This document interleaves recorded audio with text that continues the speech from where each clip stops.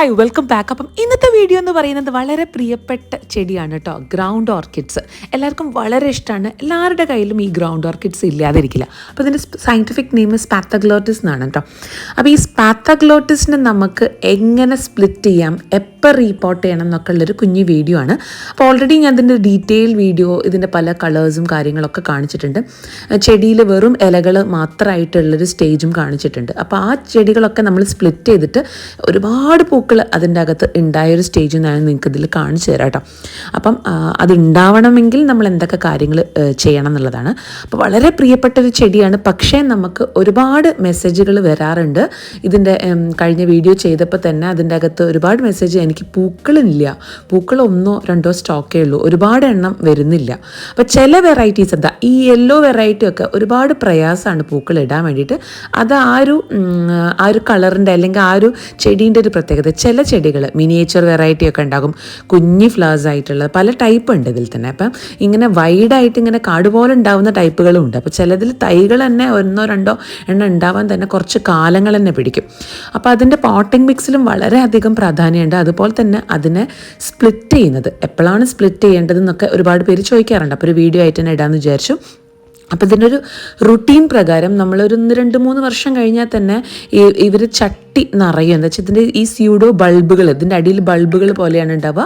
അപ്പോൾ അതിങ്ങനെ നിറഞ്ഞു കഴിഞ്ഞാൽ നമ്മൾ അതിന് സ്പ്ലിറ്റ് ചെയ്യേണ്ട കാര്യങ്ങൾ ഞാൻ പറഞ്ഞു തരാം കേട്ടോ. അപ്പം നമുക്കൊരു നല്ലൊരു ടൈം എന്ന് പറയുകയാണെങ്കിൽ സെപ്റ്റംബർ മാസം കഴിഞ്ഞിട്ടുമ്പോൾ ഒക്ടോബർ നവംബർ ഒക്കെ ആകുമ്പോഴത്തേക്കും നമുക്ക് ചെയ്തു തുടങ്ങാം. എന്താ വെച്ചാൽ ഇനി പിന്നെ അത് ഗ്രോയിങ് സ്റ്റേജ് ആകുമ്പോഴത്തേക്കും നമുക്കതിനെ നല്ലോണം അത് മൾട്ടിപ്ലൈ ചെയ്യും. അപ്പോൾ അതുകൊണ്ട് നമ്മൾ തിങ്ങി നിറഞ്ഞു നിൽക്കുന്ന ചട്ടികളാണെങ്കിൽ നമുക്കത് ചെയ്യാം.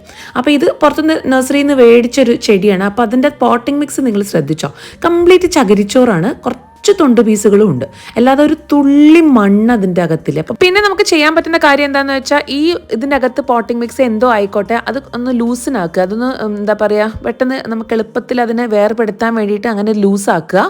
എന്നിട്ട് എന്ത് ചെയ്യുക, എങ്ങനെയൊക്കെ ഏതൊക്കെ ഭാഗത്ത് കൂടിയാണ് ഇതിൻ്റെ സ്റ്റെം അല്ലെങ്കിൽ അതിൻ്റെ റൂട്ട്സ് പോയിരിക്കുന്നത് അത് നല്ലോണം ആ ഒരു ഡിവിഷൻ, ചെടി എങ്ങനെയായിട്ട് സ്വയമായിട്ട് നാച്ചുറലായിട്ട് ഡിവൈഡ് ചെയ്തിട്ടുള്ളത് അത് കറക്റ്റായിട്ട് അനലൈസ് ചെയ്തിട്ട് അതിനെ സെപ്പറേറ്റ് ചെയ്യുക. അപ്പോൾ ഞാനിവിടെ കത്രിക ഉപയോഗിച്ചിട്ട് കട്ട് ചെയ്തേ പറ്റൂ, അല്ലെങ്കിൽ അത് ഇങ്ങനെ പിടിച്ച് വലിക്കുമ്പോൾ എന്തായാലും അതിൻ്റെ റൂട്ട്സും അതിൻ്റെ സ്യൂഡോ ബൾബുകളൊക്കെ ഡാമേജ് ആയി പോകും. അപ്പോൾ അത് നിങ്ങൾ പ്രത്യേകം ശ്രദ്ധിക്കണം. ഓരോരോ ചെടിയും പല രീതിയിലേക്കും റൂട്ട് പോയിട്ടുണ്ടാവുക. അപ്പോൾ നമുക്കൊരു നല്ലൊരു പോട്ടിലേക്ക് അത്യാവശ്യം 3-4 ബൾബ് ഉള്ള രീതിയിൽ നമ്മൾ പോട്ട് ചെയ്യുക. അപ്പോൾ ഇത് ഞാൻ ഇങ്ങനെയാണ് സെപ്പറേറ്റ് ചെയ്തിട്ടുള്ളത്. മറ്റേ ഒരു 2-3-4 തൈ ഞാൻ വേറെ സെപ്പറേറ്റ് ആയിട്ട് തന്നെ ഓരോരോ തൈ വെച്ചിട്ട് പിടിപ്പിച്ചിട്ട് അങ്ങനെയും നമുക്ക് ചെയ്യാം. പക്ഷേ പെട്ടെന്ന് ഗ്രോത്ത് കാണണമെന്നുണ്ടെങ്കിൽ നമ്മളൊരു കുഞ്ഞി ചട്ടിയിലേക്ക്, ഇതപ്പം നേരത്തെ കണ്ട ആ ഒരു ചട്ടി സൈസ് ഉണ്ടല്ലോ, അതിലേക്ക് അറ്റ്ലീസ്റ്റ് 3-4 ബൾബ് ഉണ്ടായിക്കോട്ടെ. അപ്പോഴായിരിക്കും പെട്ടെന്ന് തന്നെ പ്ലാന്റ് ഡെവലപ്പ് ചെയ്ത് വേഗം തന്നെ റിസൾട്ട് കിട്ടുക. ഇനിയിപ്പോൾ നമുക്ക് സെയിൽ പേർപ്പസിനാണെങ്കിൽ നമുക്ക് ഈ പറഞ്ഞ ഒരു സിംഗിൾ തൈ വെച്ചിട്ട് അതിനനുസരിച്ചിട്ടുള്ള റേറ്റ് നമുക്ക് ഷെഡ്യൂൾ ചെയ്തിട്ട് കൊടുക്കാവുന്നതേ ഉള്ളൂ കേട്ടോ. പിന്നെ എപ്പോഴൊക്കെയാണ് നമുക്കിത് ചെയ്യുക, ഇതിപ്പോൾ ഔട്ട് ഗ്രോൺ ഒന്നും ആവാത്തൊരു ചെടിയാണ്. എനിക്ക് എളുപ്പത്തിന് നിങ്ങൾക്ക് കാണിക്കാൻ വേണ്ടിയിട്ടുള്ള എളുപ്പത്തിന് വേണ്ടിയിട്ട് ഞാൻ നിങ്ങൾക്ക് കാണിച്ച്. ശരിക്കും റീപോർട്ട് ചെയ്യുക എപ്പോഴാണെന്ന് വെച്ചാൽ അത്യാവശ്യം ഔട്ട് ഗ്രോൺ ആയിരിക്കുക, അല്ലെങ്കിൽ തീരെ പൂക്കൾ നമുക്ക് കിട്ടുന്നില്ല. ഇപ്പോൾ ഞാനിപ്പോൾ ഈ ഒരു ചെടി കുറച്ച് കാലങ്ങളായി കൊണ്ടുവച്ചിട്ട് ഇതിൽ അങ്ങനെ ഫ്ലവർ വന്നിട്ടില്ല. അപ്പം മെയിനായിട്ട് ചിലപ്പോൾ അതിൻ്റെ പോട്ടിംഗ് മിക്സ് നമ്മളിവിടുത്തെ കാലാവസ്ഥ അതിനൊക്കെ ഡിപ്പെൻഡ് ചെയ്തിരിക്കും. അപ്പം ഞാനിപ്പോൾ കൊടുക്കുന്നത് ചകിരി ചോറും അതുപോലെ തന്നെ പെർലൈറ്റും പിന്നെ കുറച്ച് എല്ലുപൊടി ഞാൻ ചേർത്തിട്ടുണ്ട്. അത് ചാണപ്പൊടി ഇല്ലാത്തതിനെ കൊണ്ടാണ്. ചാണപ്പൊടി ഉണ്ടെങ്കിൽ ചാണപ്പൊടി മാത്രം നിങ്ങൾ ചേർത്താൽ മതി. ഞാനിപ്പം ഒരു ഫെർട്ടിലൈസർ എന്നുള്ള നിലയ്ക്ക് എല്ലുപൊടിയാണ് ഇപ്പോൾ തൽക്കാലം ഇട്ടിട്ടുള്ളത്. അപ്പോൾ നിങ്ങൾ എന്ത് ചെയ്യുക, ചാണകപ്പൊടി ബെസ്റ്റാണ് കേട്ടോ. ഒന്നും ഇല്ലെങ്കിൽ മാത്രം നിങ്ങൾ എല്ലുപൊടി യൂസ് ചെയ്യുക. എന്താ വെച്ചാൽ അതാണ് ഏറ്റവും നല്ലത്. ഈ ഗ്രൗണ്ട് ഓർക്കിഡ്സിനൊക്കെ ഏറ്റവും കൂടുതൽ കൗഡങ്ങാണ് ഏറ്റവും കൂടുതൽ നമ്മൾ യൂസ് ചെയ്യുന്നത് കാണാറ്.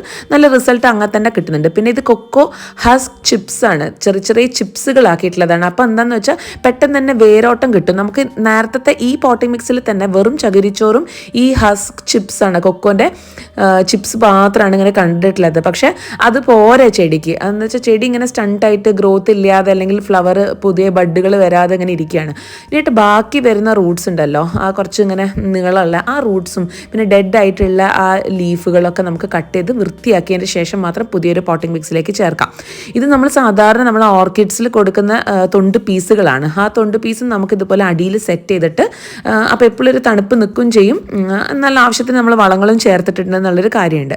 പിന്നെ ഇതാ ഈ പറഞ്ഞാരി നമ്മൾ മിക്സ് ചെയ്ത് വെച്ച പോട്ടി മിക്സും ചേർക്കാം. എന്നിട്ട് വല്ലാതെ നമ്മളെ ഈ ബൾബ് അടിയിലേക്ക് ആവുന്ന രീതിയിൽ ചെയ്യാതെ അത്യാവശ്യം മുകളിലേക്ക് ആവുന്ന രീതിയിൽ തന്നെ ചെയ്യുക. ഇത് ബേസിക് ആയിട്ടുള്ള പോട്ടിംഗ് മിക്സ് ആണ്, പക്ഷേ ബെസ്റ്റ് ആയിട്ട് തന്നെ നമ്മൾ ചെയ്തിട്ടുണ്ട്. എന്താണെന്ന് വെച്ചാൽ തീരെ വളമില്ലാത്ത കാര്യവുമില്ല, എന്നാൽ അത്യാവശ്യം വേണ്ട വളങ്ങളും ഉണ്ട്. പിന്നെ നമുക്ക് ഇതൊന്ന് സെറ്റായി കഴിഞ്ഞതിന് ശേഷം NPK കാര്യങ്ങളൊക്കെ നമുക്ക് യൂസ് ചെയ്യാം. അത് പഴയ വീഡിയോയിൽ ഞാൻ ചെയ്തിട്ടുണ്ട്, കാണാത്തവർ അതൊന്ന് കണ്ടു നോക്കുക കേട്ടോ.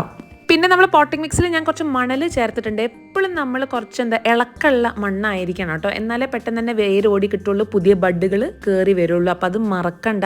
കുറച്ച് മണലോ അല്ലെങ്കിൽ ഗാർഡൻ സോയിൽ, മണലില്ലെങ്കിൽ നിങ്ങൾക്ക് ഗാർഡൻ സോയിലും യൂസ് ചെയ്യാം.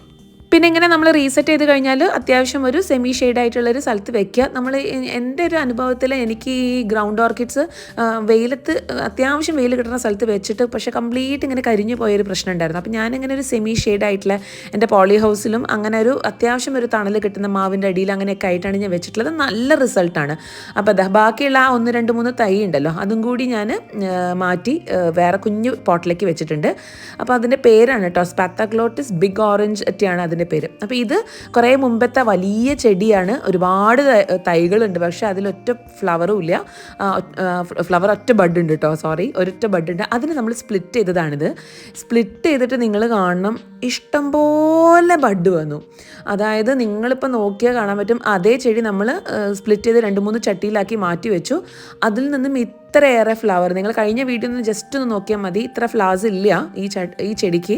അത് നമ്മൾ സ്പ്ലിറ്റ് ചെയ്തതിനെ കൊണ്ട്, അതായത് നമ്മൾ ആ ഒരു കറക്റ്റ് സമയത്ത് സ്പ്ലിറ്റ് ചെയ്യുന്നത് തന്നെ വളരെയധികം ഇമ്പോർട്ടൻസ് ഉണ്ട്. സ്പ്ലിറ്റ് ചെയ്ത് ഈ പറഞ്ഞ പോട്ടിംഗ് മിക്സ് ഒക്കെ ഇതുപോലെ തന്നെ കൊടുത്ത് കഴിഞ്ഞിട്ടുള്ള റിസൾട്ടാണ്.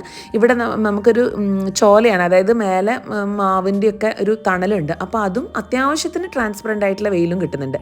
അപ്പോൾ അതാണ് ഇവർക്ക് ഇഷ്ടം. നിങ്ങൾ നോക്കിക്കുക, ഒരു ചട്ടി തന്നെ എത്രയാണ് സ്റ്റോക്സ് ഉള്ളതെന്ന് നോക്കിക്കുക. അപ്പോൾ അത് തന്നെയാണ്. അപ്പോൾ നമ്മൾ ഈ സ്പ്ലിറ്റ് ചെയ്യുന്നതിലൊക്കെ വളരെയധികം ഇമ്പോർട്ടൻസ് ഉണ്ട്. അപ്പോൾ അങ്ങനെ ചെടിയൊക്കെ നട്ട് അത്യാവശ്യം അതിൽ തൈകളും കാര്യങ്ങളൊക്കെ വന്നു കഴിഞ്ഞ് കഴിഞ്ഞാലുള്ള സ്റ്റേജാണ് നമ്മൾ NPK കൊടുക്കുന്നത്. വളരെ നല്ലതാണ്. അതിൻ്റെ ഡീറ്റെയിൽ വീഡിയോ ഞാൻ കുറേ മുമ്പേ ചെയ്തിട്ടുണ്ട്.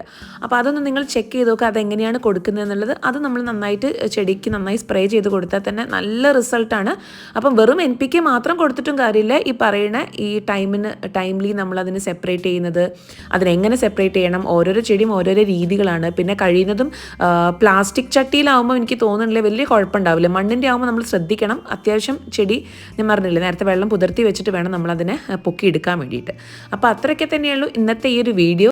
നിങ്ങൾക്ക് ഇഷ്ടപ്പെട്ടിട്ടുണ്ടെങ്കിൽ തീർച്ചയായിട്ടും നിങ്ങൾ ലൈക്ക് ചെയ്യാനും ഷെയർ ചെയ്യാനും സബ്സ്ക്രൈബ് ചെയ്യാനും മറക്കരുത്, കമൻറ്റ് ചെയ്യാനും മറക്കരുത്. അടുത്ത നല്ലൊരു വീഡിയോ ആയിട്ട് വരുന്നവരെ ബൈ ആൻഡ് ടേക്ക് കെയർ.